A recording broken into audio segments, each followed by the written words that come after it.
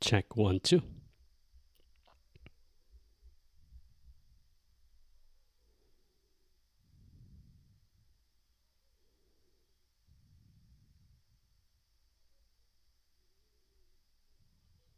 Check 1 2.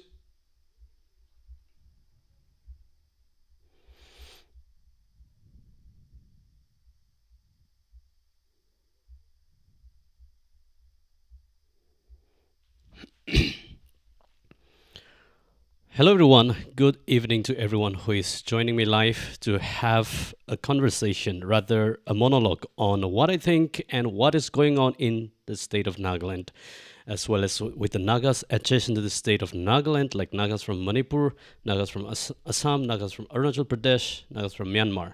So there's a debate going on whether all these Nagas are indigenous to the state of Nagaland. Well, that's a big question. And we need to understand this from various perspectives. You cannot just simplify it yes or no. And you need to understand what are people saying and why they say certain things that some will say yes, they belong, they're part of it. Some will say they're not part of it.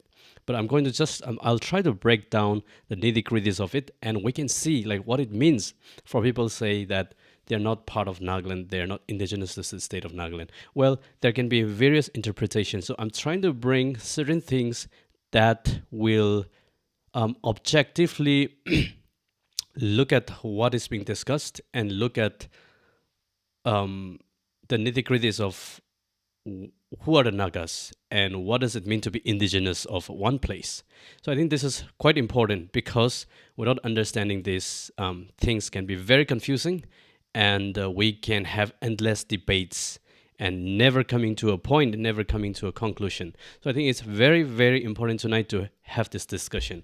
So the reason I chose this topic for tonight for tonight talk is because as we saw in the newspaper some time ago, and it's just going viral, quoting the ex-chief minister of Nagaland, Mr. S.C. Jamir, where he said in an event, in an indigenous forum event in the state of Nagaland, where he said in an event that Nagas from Manipur, Nagas from Arunachal Pradesh, Nagas from Assam, they are not indigenous to the state of Nagaland.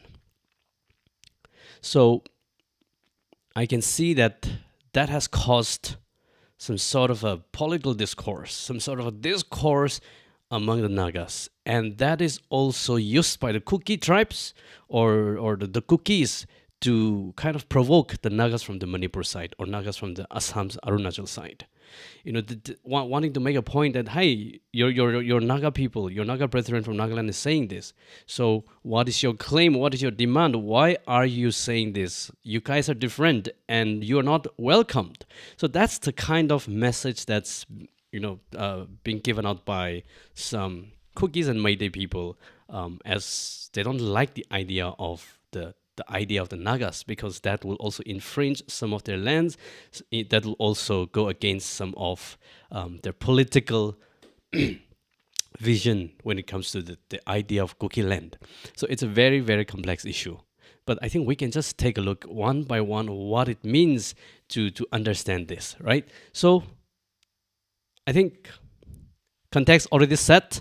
What we need to do is let's now take a look at S.H. Jamir saying that Nagas, I have shown on the screen, he said Nagas of Manipur, not indigenous inhabitants of Nagaland, S.H. Jamir.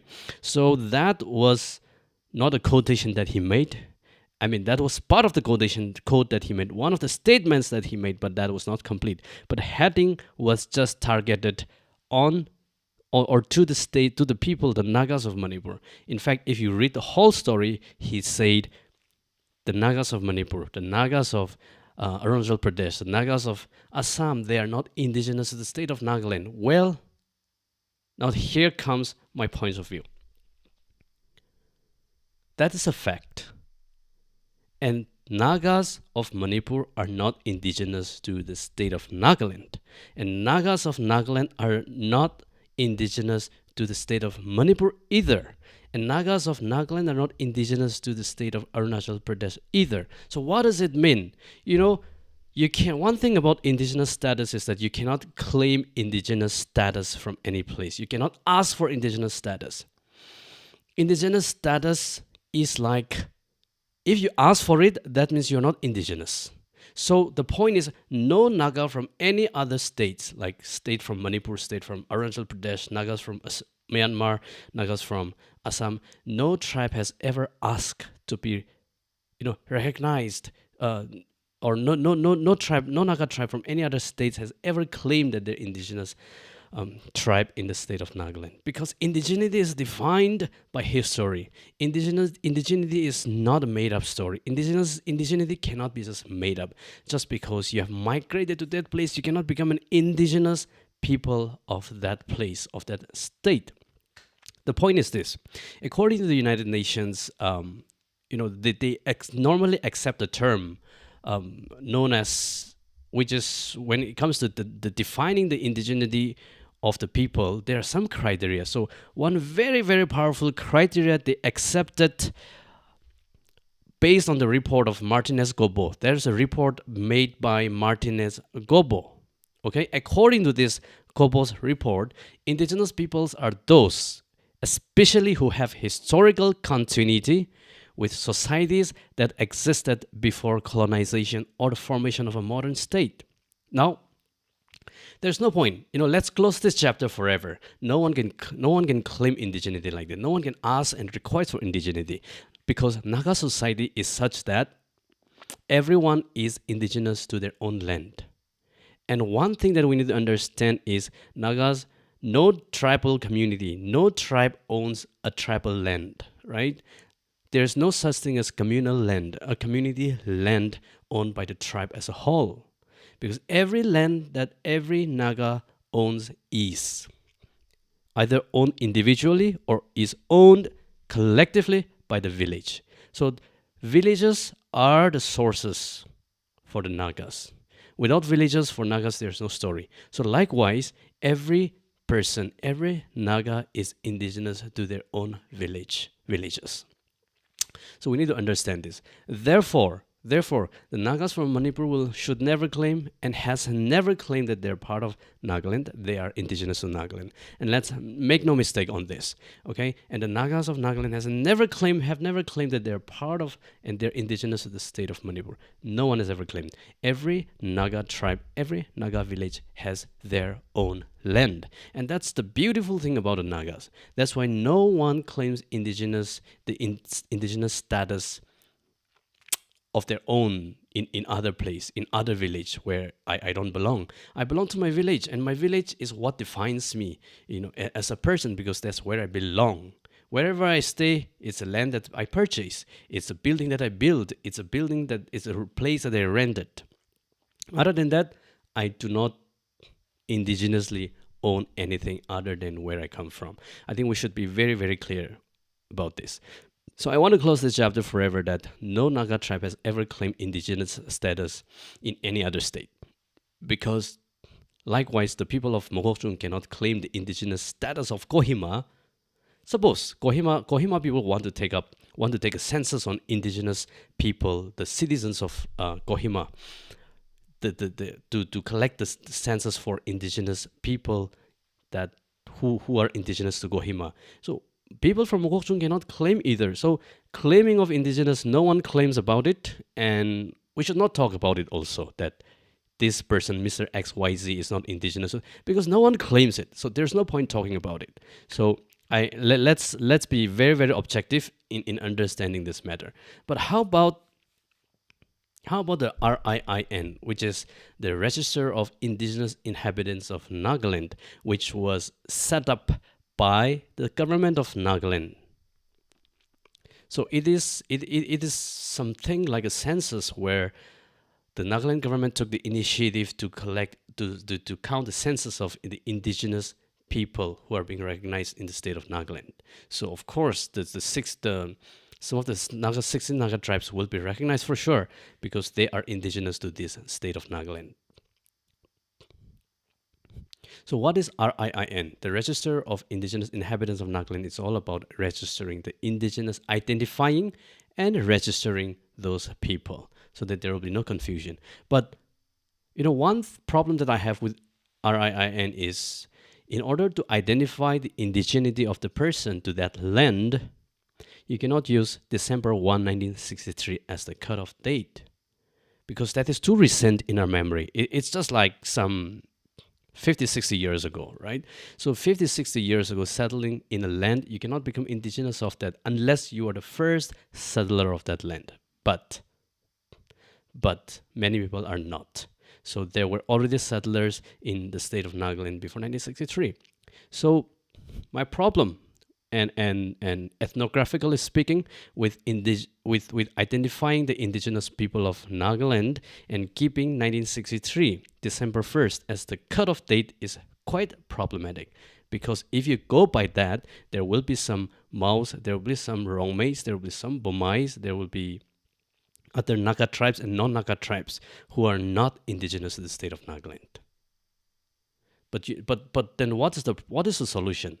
The solution is that indigeneity should be defined by the existence of certain people, like the UN has accepted this definition. They should have historical continuity and with societies that existed before colonization. So when were we colonized? So as early as 1850s, 1840s and 50s, the British had already arrived in the state of Nagaland. It was the Naga Hills, and it was like an unadministered zone under the state of Assam or beyond the state of Assam, and it became Naga Hill as one of the districts of Assam. So in order to define the indigeneity of the people, I believe that it should be looked at ethnographically, it should look at historically, and it should be counted in people from those origin, people from those ancestors who had lived and settled in Nagaland, let's say before the British arrived. Okay, that's precisely the meaning of indigeneity. And that precisely determines the definition or the meaning of indigenous people. Because just because you came on 29 November 1963 does not mean you passed, you passed the cutoff date. That means you came just one day ahead of the cutoff date. Does not mean you become indigenous to that land. So indigeneity goes way beyond that. So what we need to understand is that we should look the idea of indigenous people before the formation of a modern state. So when was the modern state formed in the state of Nagaland? It was already formed in 1947, and Naga Hill became part of Assam. So, and we should look at indigeneity in the context of before the arrival, before the colonization began. So when was Nagaland colonized by the British? British had already arrived, like I said, in the 1840s, 1850s. So indigeneity should be counted from there. But is it possible? Was there any document? That's not possible. That's why government of Nagaland has paused the idea of this RIIN. That's my analysis. That's my speculation, right? Because they've realized, come on, indigenous cannot be defined from 1963. That's not indigenous. But then what do we call people who came before 1963 and settled in Nagaland? And when the Nagaland state got its statehood in 1963, what would they be called? If they cannot be called indigenous people. For instance, there are some Maos, there are some Rongmeis, there are some Bomais who had come and settled in Nagaland before 1963. But since they're not indigenous to the state, what can they be called then? That's the question that we need to answer. And thankfully, there is an arrangement called the Permanent Residence Certificate or Domicile of the State. So permanent residence certificate is totally different from indigenous status. So indigenous status, like I said, I have explained about it. But now, since there are some Naga tribes and non-Naga tribes who had settled down in the state of Nagaland before 1963, so they should be categorized under the permanent residency. So they should have that permanent residence certificate, and they should or they should have the domicile certificate, proving that now they are a permanent resident of the state of Nagaland, not necessarily they are indigenous to the land. So if I ever want to become a permanent resident of New Delhi, suppose if they have a criteria, and if I meet that criteria, I'll become a permanent resident of New Delhi or Delhi, right? Or maybe let's say Punjab.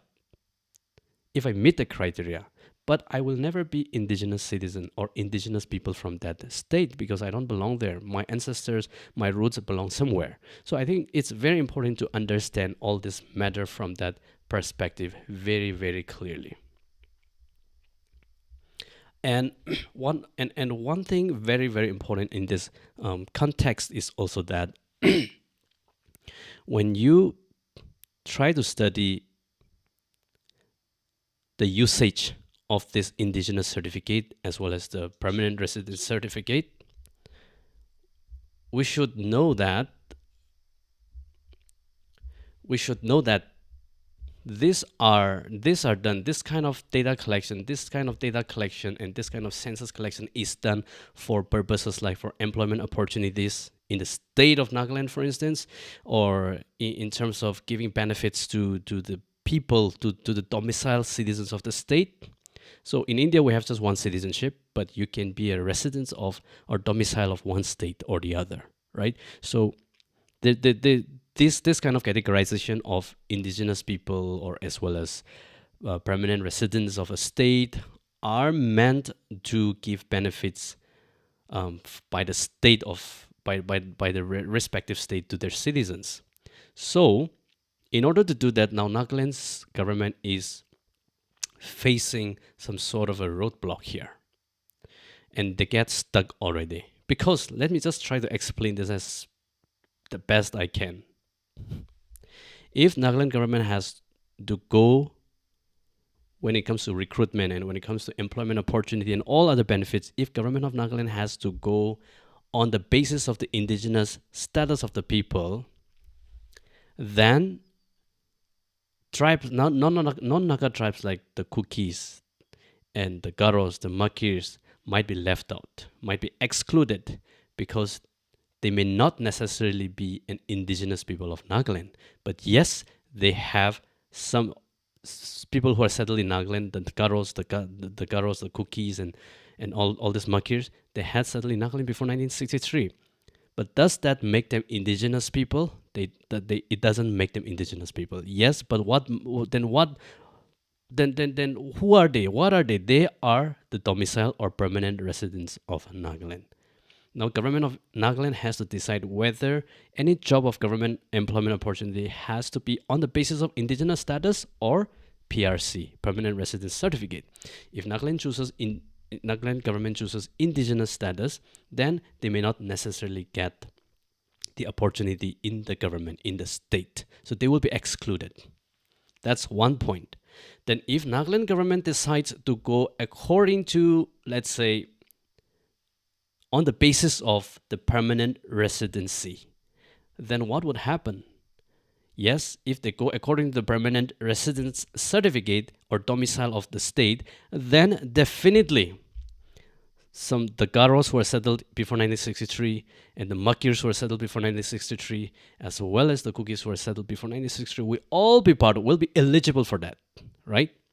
Because this job recruitment is on the basis of permanent residency, and they become permanent residents of Nagaland.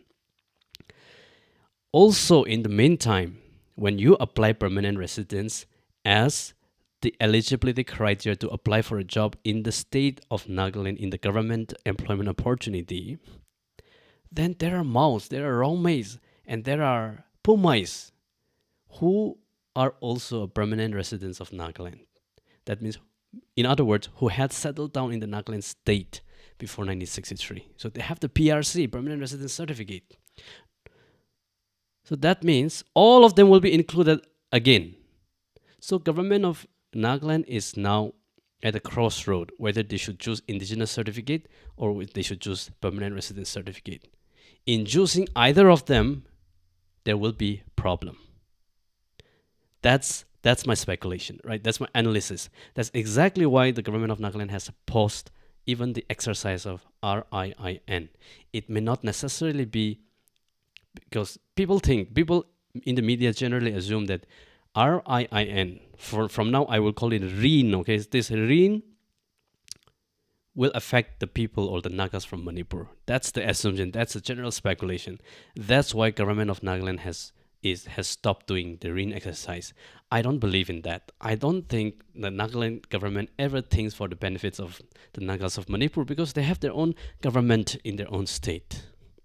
But the problem that I said, the reason this kind of exercise is stopped is because the first reason, because indigeneity cannot be defined from 1963. Because that is too recent to talk about indigeneity. Indian state had already formed and British had already colonized us. So after that, you cannot define indigeneity. Indigeneity should be defined before and should be defined and should be looked at people who had already settled in that land, broadly before the colonization began and before a modern state is formed in that area, in that region. That means original settlers of the land. So that's how it is defined. Therefore, Reen exercise is not being done right now because I believe the definition of the indigenous people itself is challenged. And at the same time, if they go by indigenous people, then definitely they will leave out some of the non-Naga tribes that I've mentioned. But if they have to choose the PRC, then they have to include some of the Romais, Pumais, and even Maus to be part of the Nagaland state. So that's the kind of problem I'm visualizing it, right? I believe there could be a bigger issue why they're not doing that, but since we're not part of the government, we cannot be very certain about it.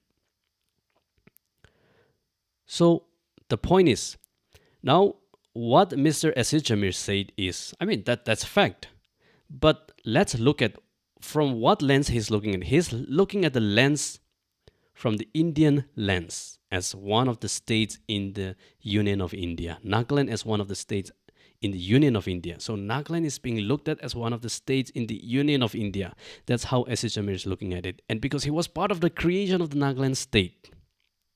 So he would always look at Nagaland state as one of the states, legitimate states of the Union of India. That's why for him, and in his eyes, the Nagas, the concept of the conglomeration, the concept of the unification of Nagas does not really matter at all. Because I have personally talked to him, and to him it doesn't matter. For him, what matters most is people living in Nagaland should be unified, should live in unity, should enjoy all kinds of benefits that Nagaland government gets. But now on the other hand, the Naga nationalist workers, armed Naga nationalist workers. The biggest example we can take is the NSC and IM. What they're looking at is they're looking at Nagaland state as an illegitimate state which was born out of Naga movement. That's why these Naga nationalist groups, they never recognize the state of Nagaland because it's like we don't know who gave this state, and it was not given as per our consent. We never gave consent to create a Nagaland state. That's the term, and that's what they look at. They look at Nagaland as an illegitimate state, which was born out of Naga movement. But what they do, they look at the whole Naga areas, whether it falls in Myanmar, whether it falls in Manipur, whether it falls in Assam or Arunachal Pradesh. They look at whole Naga areas and they work towards the unification of these areas. So it's all about how you look at it, how you view these issues, right? It's not about who is wrong, who is right. While Mr. Aziz Jamir looks at it from Indian point of view, as Nagaland as a legitimate state within the Union of India, whereas the NSNIM or other NNBG groups, they don't look at Nagaland as a legitimate state. For that matter, even the NNC group, they don't look at it as a legitimate state. So this difference has existed. These differences have existed since the 1950s. And these two differences have not been resolved till today, right? So obviously, Mr. Aziz Jamir will say that from his points of view. And obviously, Naga nationalist workers will say that from their own point of view that we don't recognize these boundaries, artificial boundaries created by the government of India without our consent. So what I want all of us to understand is, let's not say he is right, he is wrong. Let's not say Mr. Jamir is right. Let's not say the Naga nationalist group is right or wrong. Let's just look at what is the point of view. From what lens they're looking at, from what lens Mr. Jamir is looking at, and from what lens the Naga nationalist group is looking at. And which one do you want to believe more? Which one do you want to support more? I think Naga people have to make a choice. Naga people have to decide which one makes sense to them. The reason there are a lot of people who are supporting the statement of Mr. S. Jamir because his statement and his belief in the idea of Nagaland state, which he was one of the creators of Nagaland state, it resonates. That kind of belief resonates with the hearts of many Nagas in the Nagaland state. At the same time, the idea of the Naga unification, the idea of Nagas across beyond international borders or beyond the state borders, the idea of the unification of that Naga areas, that idea, which is held by the Naga nationalist workers, that also resonates with thousands and thousands of Nagas across the borders, even within the state of Nagaland. So I certainly believe that there's no point arguing who is right, who is wrong. We just need to understand from what angle and from what lens are they looking at, and which one does it make sense to you. At the end of the day, you will have to choose that, and you don't need to insult each other to make your point as well, but rather make a well-analyzed point. Think about the peoplehood of the Nagas, and think about the practicality of the unification of the Nagas, and it's going to be very challenging as well. So for a person like Jamir, it makes so much sense to him to just keep the Nagaland state intact and let the Nagas, wherever they are, let them figure out for themselves. We don't care about them because they are not in our state. And for him, it makes a lot of sense to himself. So I'm not criticizing anyone here because I want to understand the lens that they're looking at this very, very particular issue. And rightfully so, these two ideology of Nagaland state being born out of the Naga movement as an illegitimate child, and Nagaland state also being born out of Naga movement as a response to the violence and bloodshed that have occurred. To bring those things to an end, Nagaland state was born, so it becomes so legitimate for some people. So the point is this: we need to these two different ideas need to come together and have a dialogue together to see what will work best for the people. If people who are in different camps of these two ideologies, if they come together and if they're able to have a conversation that this is the best for us, this is the best for everyone, then let it be so, right? You may be a big fan of the unification of all Naga areas. You may be a big fan of the idea of the Nagaland state, which was created in 1963 out of the 16-point agreement. You may be a big fan of either of them, which is fine. It's your decision, which is fine in a sense. It's your choice. You have a choice as a people. So the Naga people have to decide, have to make a decision. I think that's the point that I want to make. And I believe as a young people, as young people, as the future of the Nagas for tomorrow, all these like people like in the likes of Mr. S. Jamir, in the likes of Mr. T.H. Muiva, will all be gone. I mean, in a few years' time, or maybe in a few 1 or 2 decades at the max. What do the young people do at this moment? There's no meaning. There's no point just criticizing. There's no point insulting each other on social media. So a lot of people often ask me, hey, how do you respond to people calling us or calling me, for instance? They ask me, how do you respond to such slurs, name calling us as, for example, Manipuri Nagas, or calling me as Burmese Nagas? So I would say that's not correct, because there's no Nagas are Nagas. There's no Manipuri, there's no Burmese, there's no Arunachali, there's no Assamese anymore, because our identity is Nagas are Nagas. That's it. There's no identity beyond that. If you want to get a smaller and sub identity, I would say subgroup identity, it's your tribe. If you want a smaller identity, it's your clan, it's your village, and so on. But other than that, the sole identity for the Nagas is just Nagas. So the idea of Manipuri Nagas, as Arunachali Naga, Burmese Naga, Assamese Naga does not arise. As much if you think that Nagas in Manipur can be called Manipuri Nagas, I can say the same thing. One can say this. They can say the same thing, that if you are Naga from Nagaland, it was part of Assam just a few decades ago. That means you are also Assamese Naga.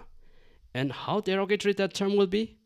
It's going to be very derogatory in the sense that it doesn't define you. So as much as you want to be called just Nagas of Nagaland, and the Nagas of Manipur, Nagas of Arunachal, Nagas of Myanmar want to be called Nagas of certain places, fine, to identify themselves. So I want to address this. There's no such thing as Manipuri Nagas. Manipuri Nagas is a very derogatory term. People use it only to provoke them. And there's no such thing as Assamese Nagas. I would never address people from Dimapur as the Assamese Nagas just because, or people from Tuensang or Moksung as the Assamese Nagas just because they have a border with Assam, or just because they were part of this, just because Nagaland was part of Assam at one point of time. So these are all derogatory terms, and if you're a sensible person, if you're accountable person, and if you're honest person, there's no point using about it. And there's no point reacting to that as well. But I think for the larger interest, for the larger benefits, it's very, very important to address this kind of misunderstanding. And the point I want to always make is Nagas are too small in terms of population. And if you keep dividing from state to state, I mean, you will get even smaller, will become even smaller, right? So the point I always make, I always tell my audience is, if I were given a choice to make a decision, I will decide that all Nagas be united, so that even if we are within the Indian Union, okay, at least we will get 7 to 9, for instance, MP seats in the Lok Sabha, Member of Parliament. Because when Nagas are united, the population will be bigger, the landmass will be bigger. That's the future. Nagaland having just one MP has no future. Nagaland may think that we have Article 371(8), which can be abrogated any day, any time.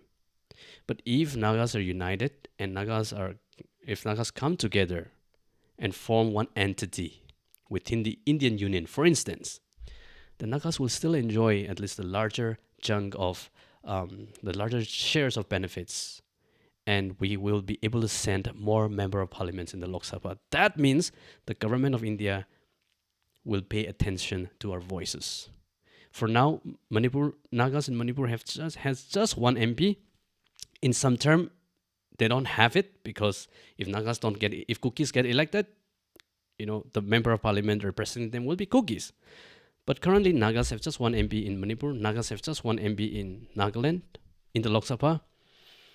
Central government never pays attention to us. They don't give a damn because what does it matter? Just one MP. It doesn't matter.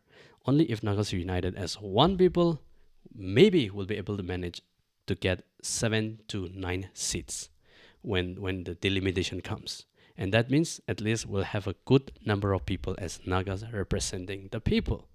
So in any policy matter, we'll have a strong voice in the parliament. And that's how you can get benefited out of it. Otherwise, one group will have just one MP, the other group will have one MP, and no one base gives any attention to anyone. And that does not benefit the future of your children. That does not give any welfare to this. That's not futuristic, and that's not visionary. So I think as youngsters, we should think about our future. Where do we want to go? And how do you want to play your role, for that matter, even if it means staying within the Indian Union? How can you play a more influential role? How can you play a more impactful role? I think that's the thought that I want to leave with tonight. And I thought, I'm just thinking I have made things clear. And if there are any things that's not clear, maybe we can see your comment and we can address that later as well.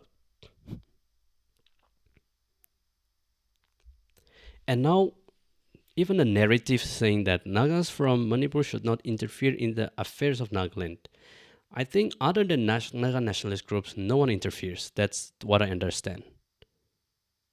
So does the Nagas from Nagaland interfere in the state of Manipur? No, they don't. Because likewise, no one interferes in each other's business. But yes, the Naga nationalist groups, of course, they do interfere. Do you know why? Because, like I said, let's remember what I said. They look at Nagas from different lens and different angles, and they don't recognize these artificial boundaries. They call it artificial boundaries. So for them, it's not indifference. For them, they're doing their rightful duties as a Naga nationalist. So this is something that, this is the gap, this is the caveat between the believers of the Nagaland state and non-believers of the Nagaland state, right?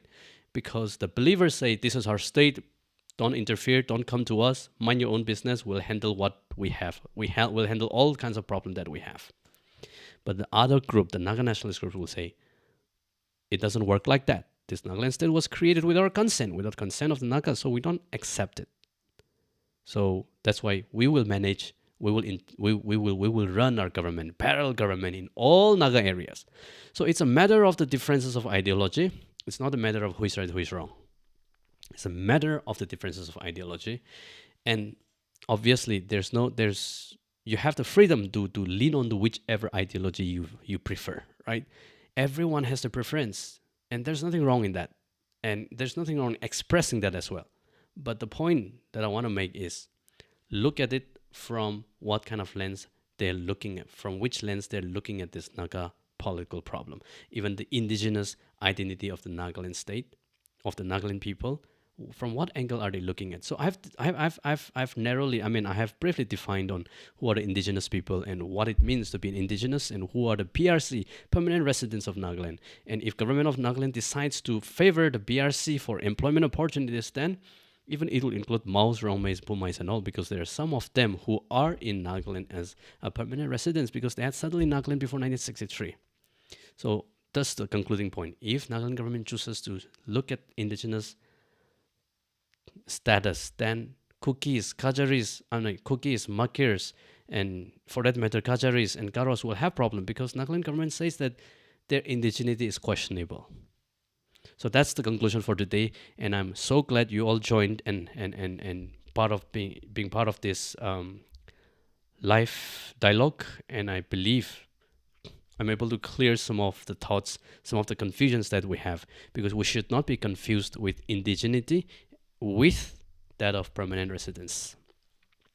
So I think it's very important to keep this in mind. And without favoring anyone, without having any biases, I'm just trying to bring out things objectively and factually with the historical facts.